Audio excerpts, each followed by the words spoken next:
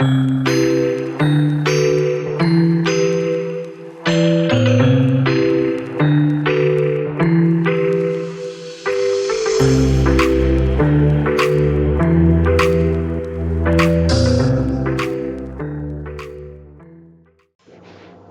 y'all, this is Marty K. Hope everybody is doing well. Got a story that I want to share with you that is coming from America, the Jesuit Review. So this is just like it's coming out of Rome. I need y'all to pay attention to it because one, it's targeting children, it's discussing Sabbath, and it's a bellwether. This is the part of the playbook. So this is how they're going to get people to be marked by worshiping on Sunday instead of keeping the Sabbath. At the end of this video, I will put a link to the videos that I've done discussions about Sabbath and the lunar Sabbath. Keeping the Sabbath according to the moon and the way that we Israelites were taught to keep Sabbath in the Old Testament. And there's also in one of those videos, if you watch it, a lot of links to a lot of different people that I respect, that I follow in regards to keeping the Sabbath the proper way. Also keep in mind, during this awakening, we're all learning. So, a lot of people just keep Sabbath the same time every week because, again, that is what Rome taught us to do. A lot of these different Christian denominations, including Seventh-day Adventists, came from the Protestant movement, which came from Rome. It's just an offshoot of Christianity. And even though they do, make an effort to keep Sabbath, it's not always the proper day, and some of their teachings are suspect. So I'm very selective about the information that I take from them. And I'll just say that we in this hour we all have to be careful about where we get our information from. I do have a preference to get my information from Israelite or so-called black men, Negro men. Since I'm American, I prefer American teachers during this awakening, and I have started to streamline the teachers because there's a lot of bickering, a lot of redirecting, a lot of tit for tat, and just a lot of things that went on throughout the Bible with the Israelites. Why we always have division, why we can't get along, why we can't move forward. And even in this awakening, as we're learning, as it seems as though we're getting to the end and something major is about to happen and the Most High is about to come and show us who he truly is and judge this earth for what they've done to his chosen children, it seems like the Israelite community is cutting up big time. And so I have just decided that, I prefer to streamline my attention to people that I respect. Mostly, pretty much entirely black men when it comes to teaching about the word and the precepts of the Most High. Again, everybody ain't getting it right. Some people still holding church on Sunday, which I don't understand. I know people are talking about we can't keep the Sabbath. I kind of understand it because I'm catching the devil trying to even see the moon most days because it's hardly ever out here where I live. But, there are other people who let the full moon is, or the new moon is this particular time. Or when Sabbath begins this particular time. So once you see the new moon, you should be able to count the days and know when the next Sabbath is. So that type of thing, feast days, all those things are really important. But just Sabbath is so important. Practicing how to keep Sabbath properly in accordance to the law, statutes, and commandments from the Old Testament. Um, it's just really important. And reading it and at least understanding it and understanding the biblical calendar versus the Gregorian calendar, the Julian calendar, um, is also important because it is going to add context to this article and anything that I discuss about Sabbath when it comes to uh, the contrast between the Torah and the Roman Catholic Church and Christianity. So I want to talk about this particular article or opinion in the Jesuit Review because it is going into Sabbath and youth and religion and how dangerous things are getting ready to become for Christians. If you are not a Christian and you are a part of the awakening, then you understand um,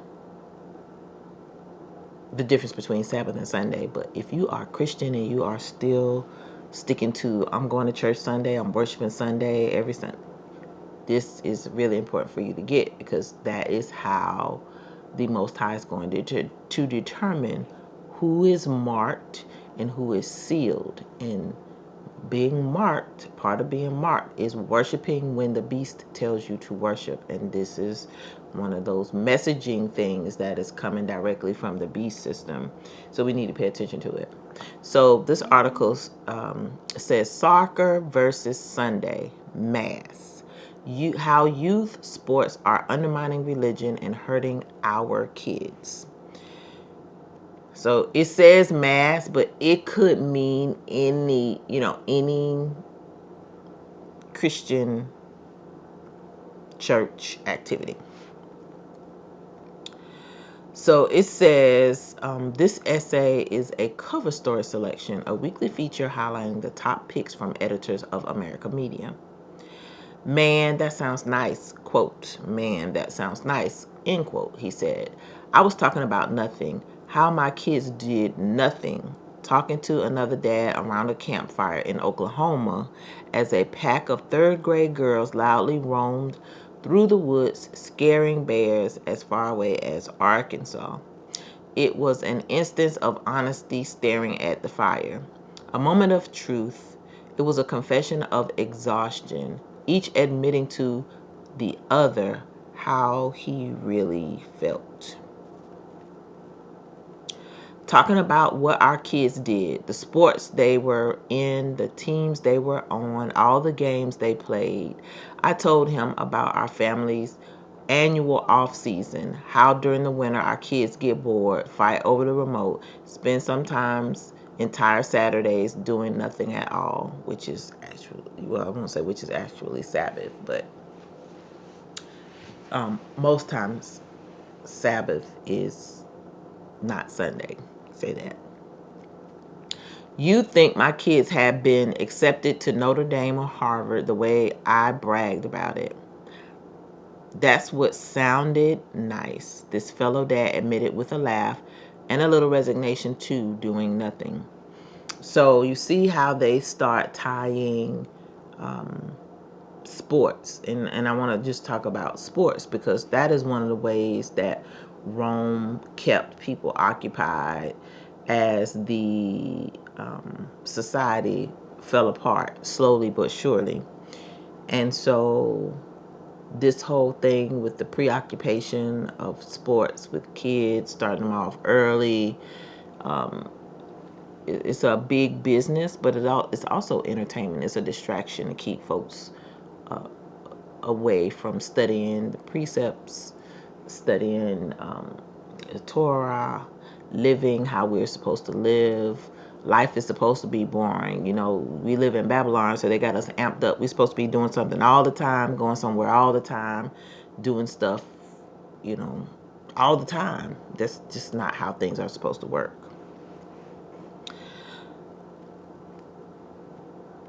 And when we get back to the kingdom, they won't work like that because we won't be playing sports. We'll be doing stuff, living, trying to live. we'll be. It's almost like we'll be getting back to the things that we should be doing. And it's not that we won't have time to socialize or gather, entertain, but children worked. They didn't play. They help their parents with animals, farming, sewing, agriculture, building, whatever they were learning skills. Even the Messiah was, a tradesman, a carpenter. So you don't just be willy nilly not doing nothing. He wasn't playing, he was learning a skill. And that's something that we don't value in this society. In part why it's fallen today, because we don't make anything, we just consume. We play video games, we play games on the phone and on the tablet, and we watch sports. So we just a playing society is getting ready to crumble because societies like that are unsustainable. And again, just look at all the societies before this one that fell for the exact same reason, and because they did not obey the law, statutes, and commandments of the Most High. So you ain't gonna be blessed that way. Not that there is any virtue in what our family is doing, or rather not doing. For us, family off season is accidental. Our oldest kid tried basketball but didn't like it. No one in our family is destined for the NBA, much less a middle school roster. Also, dragging a Catholic-sized family with the added anomaly of me being a formerly Episcopal and now Roman Catholic priest. Ooh, that's interesting. Through one crowded gym and then another quickly became an exhausting chore for my wife, who most weekends had to lead these expeditions alone. Better to declare an off season and cut our losses, maybe take a karate lesson or two, go on a play date, or visit grandparents. That became our doing nothing, doing something other than going from one game to another and then two more games after that. That's what I was bragging about, what sounded nice. We parents are exhausted. Quietly to one another, we may admit that we're tired and worried about the rush of it all. But the social pressure to appear on top of our parenting game, doing what's best for our kids, silences most of us. And it speaks to the pressure of how Babylon has us always feeling like we need to be doing something. All this social engineering. If you're not doing this with your kids, if your kids ain't involved in this, you ain't doing it parenting right. And it don't make you have no better kids. I had student athletes, they ain't come out to be no better. In fact, they were sometimes worse because they were privileged. They didn't get all of the home training that they could have had. Time that we could have spent with family and having lessons or whatever. They were listening to coaches and hanging out with their friends and riding on buses and vans and from one event to the next. So the pressure to always be doing something in Babylon and not resting is contrary to what the Most High wants us to do. And again, it's just another example of how this whole system is set up. It's set up to contrast with the Torah or the Bible. Standing on the sidelines one morning at a soccer game for my then kindergartner, the contest barely half over, I saw the dad next to me suddenly pull his daughter out of the game. "Get your things, darling. We've got to run," he said sweetly.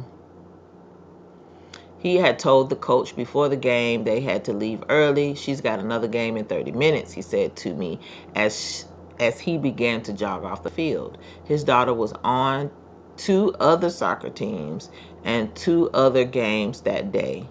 A kindergartner. I saw that same devoted father later that day. He was tired. They were all very tired, he told me. He couldn't say if it was right or wrong, good or bad. That's just what their Saturdays and Sundays looked like. Youth sports have changed in recent decades and not for the better. David King, former athletic director at Eastern Mennonite University, describes the change he has witnessed over his 35-year career. In Overplayed, a book he co-authored with Margot Starbuck, he writes, quote, I've become increasingly concerned about the toll that current youth sports culture is taking on children, young people, and families. Families' dollars and time are stretched and stressed. Children are suffering overuse injuries and burning out at younger and younger ages. They're being asked to perform beyond appropriate developmental stages. They're failing to develop some of the intrinsic values that adults assume sports will teach them. Parents are damaging their relationships with their kids and with each other. And far too often, as we struggle to navigate this new terrain, we're driven not by love but by fear. And I agree with this whole statement. Fewer kids are playing sports today, and those who do are often not served well. The negative outcomes are several, including elite pay-to-play exclusion and normalizing of single sport specialization, leading to an increased number of injuries due to year-round play.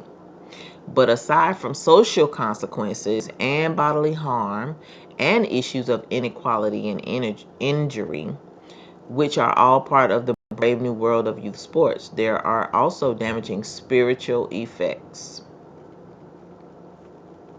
Worrying about the possible spiritual dangers of youth sports goes back a long way. Some of the fathers of the Second Vatican Council raised such concerns. They feared sports could tempt too many people away from the practice of religion.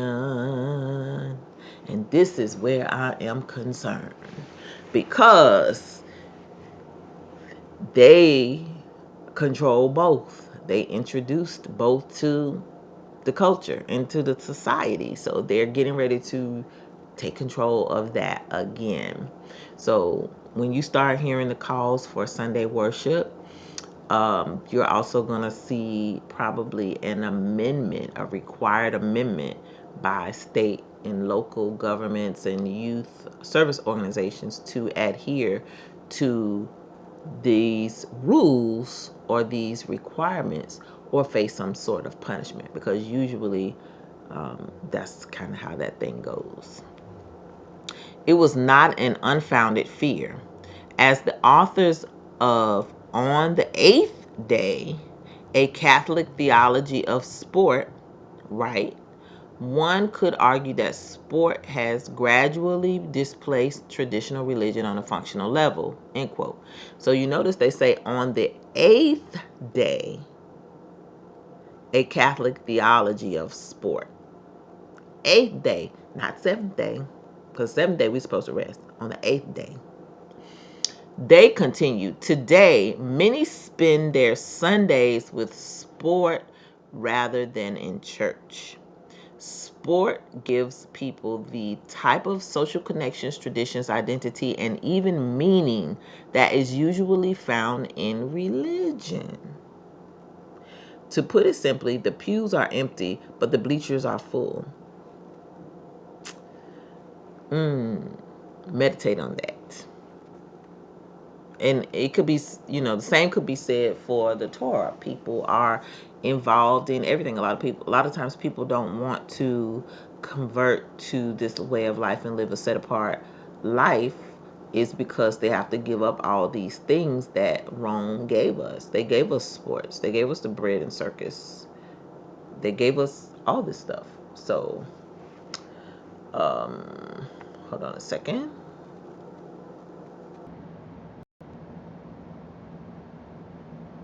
Okay, so it says, in their likeness to religion, however, sports often seem to offer falsely what only authentic religion truly offers.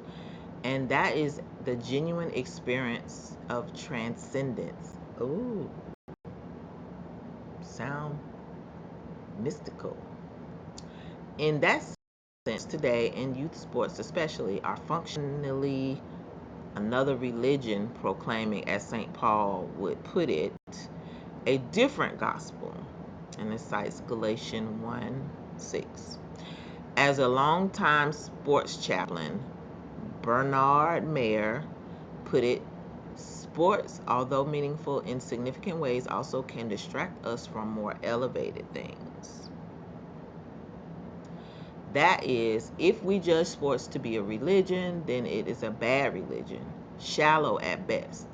For all that sports can offer is limited or counterfeit transcendence, something that either doesn't last or is false. This is why, for instance, John Thompson, the legendary former Georgetown basketball coach, kept on display in his office a deflated basketball to remind his players not to pin everything, their sense of personal value, their understanding of meaning, on a game they will one day stop playing.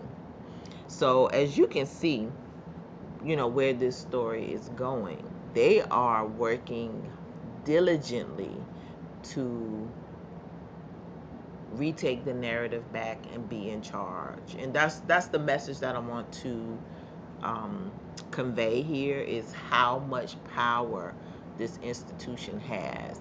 And you're going to see all the entertainment shift. Everything is going to shift. Nothing is going to stay the same. But this is another bellwether. You have to kind of, be forward thinking and see it as a futuristic act. I don't think this is by accident placed here. I think this is an insertion as the Project 2025 comes into play. America's getting ready to go back under Christian nationalism. I think blue laws and other laws are getting ready to come back on the books, or be placed on the books, where you're not going to be able to do certain things. You're going to have a day of rest, and that day of rest will be whatever day Rome says it's going to be, which is Sunday or the eighth day. And they're going to monitor you, because they're going to be on, you're going to have your digital wallet, your digital ID. Your phone is a tracking device. Everybody got one, even little kids got them. So every time you move, they will know if you're resting or if you're doing. And so we're here. The B system is ready. They're just telling you all the things they're getting ready to start regulating. And as you can see, sports and entertainment are going to be regulated. You ain't gonna be out here willy-nilly thinking you're just gonna be out here playing. My kids got to go to sport. Nope, that's finna end.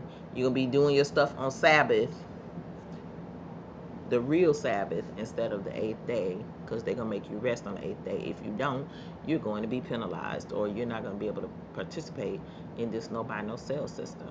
That is what is coming. So this thing is really long.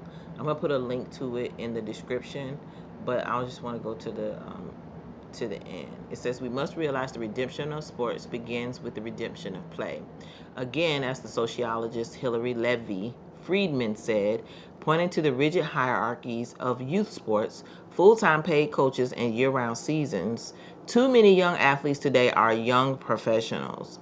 According to the Aspen Institute's Sports and Society program, for generations, casual play was the foundational experience of America's children.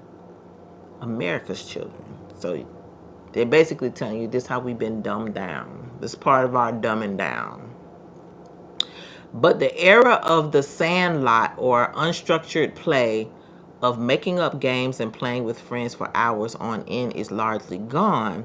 And so says the Aspen Institute, we need to reintroduce free play where possible. For them, this is a moral ought, given the science. So they combine the science.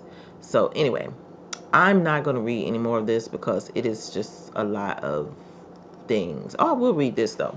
The loss of spiritual rest. And I want to read this because it is a direct contrast from what the Most High says. So they give you their own take of what rest is, their day of rest, what you should do on your day of rest.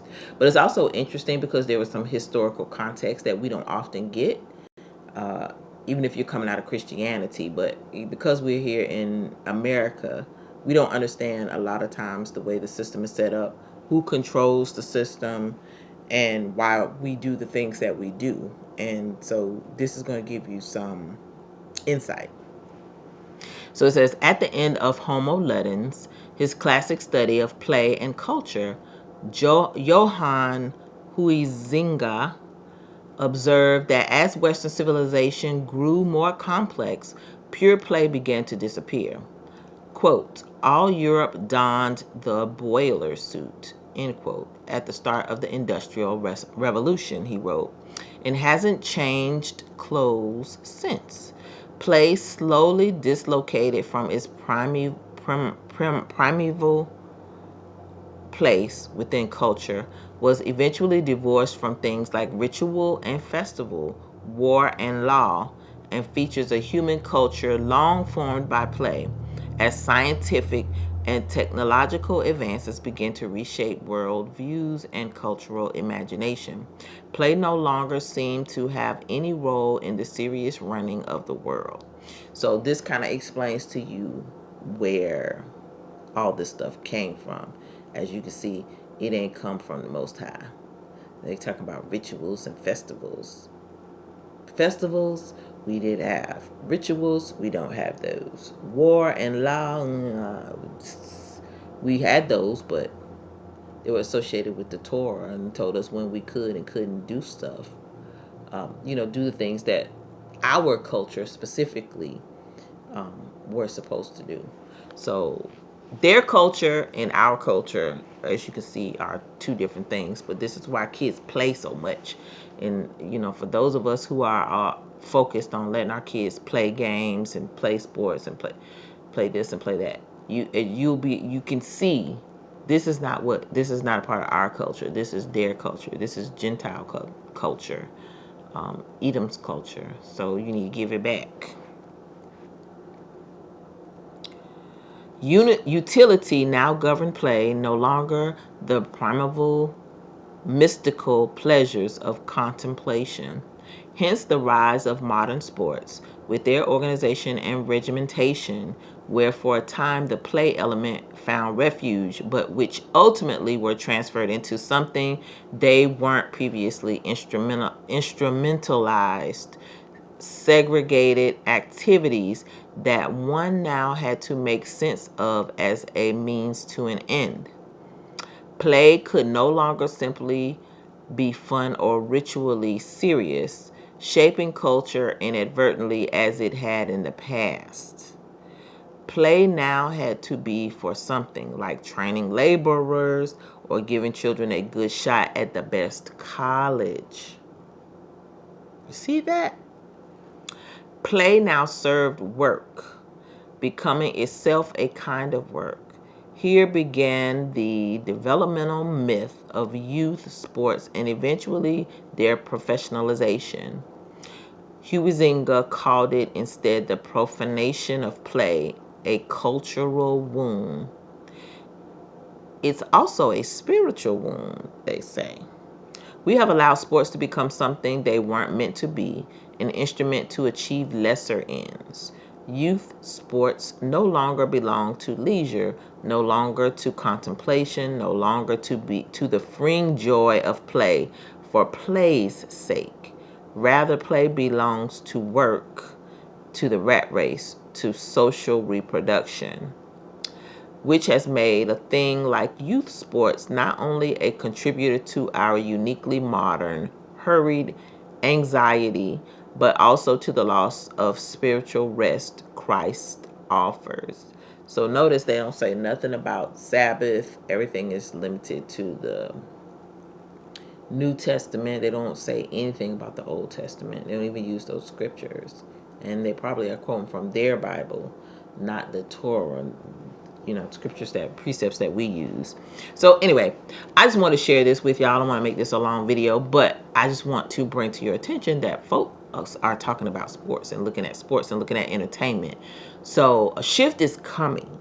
So you need to be ready. You need to be preparing your children. You need to be preparing yourselves. And again, as we try to be set apart, um, a lot of the entertainment we have not wrestled out of our hands yet. So that's something that we need to do. And I think that this article, reading it and understand where we're going with the mark and the Most High, looking at who is sealed and who's his and who's marked, who belongs to Rome. This is one of those things that again will dictate that if you want to play, you want your kids to play sports, because a lot of times sports is the babysitter. You're going to have to not worship, or you're going to have to rest on Sunday. Even if you don't worship, they're still talking about rest, spiritual rest.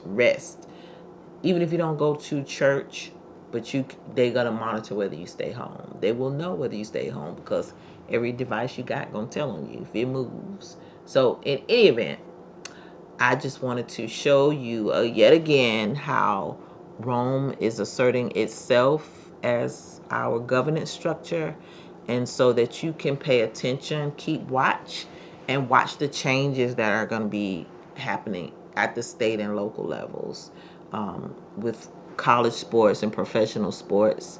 I would not be surprised if 2025 doesn't lead to a lot of changes in our society where things aren't done on Sunday.